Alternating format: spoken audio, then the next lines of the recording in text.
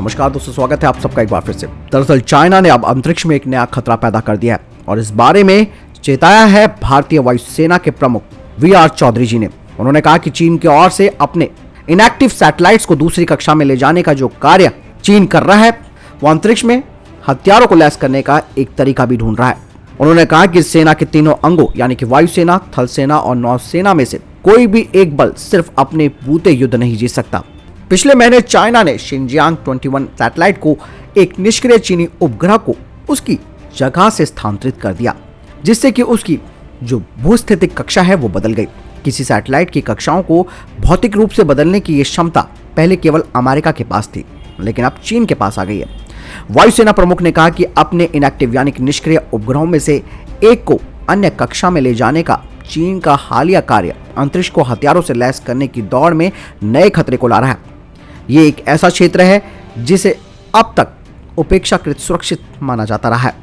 उन्होंने कहा कि हम जिस दायरे को देख रहे हैं, घातक से गैर घातक और छोटे ड्रोन से हाइपरसोनिक बैलिस्टिक मिसाइलों तक ये फैला हुआ है। ये विशाल और निरंतर बदल रही स्थितियां भविष्य के सशस्त्र बलों के लिए एक महत्वपूर्ण चुनौतियां पेश करेंगी। वायुसेना प्रमुख ने कहा कि भारतीय वायुसेना के प्रशिक्षण को आधुनिक, लचीला और अनुकूल बनाने की खास जरूरत है, जिसमें कि एकजुटता बेहद जरूरी है। उन्होंने कहा कि तकनीकी रूप से मजबूत, अच्छी तरह से प्रशिक्षित वायुसैनिक वायुसेना की शक्ति बढ़ाने का काम करेंगे। उन्होंने कहा कि कोई भी एक सेना सिर्फ अपने बूते युद्ध नहीं जीत सकती और भविष्य के लिए यह अच्छा भी है, इसीलिए सबको एक साथ आना जरूरी है और ये हमें कमांड एंड कंट्रोल की अगली चुनौती तक ले जाता है। दरअसल चाइना अमेरिका को पछाड़ने की कोशिश कर रहा है। ऐसे में एक नया खतरा पैदा होने वाला है भविष्य में, जो चाइना करेगा वो भी अंतरिक्ष में हथियारों को तैनात करके।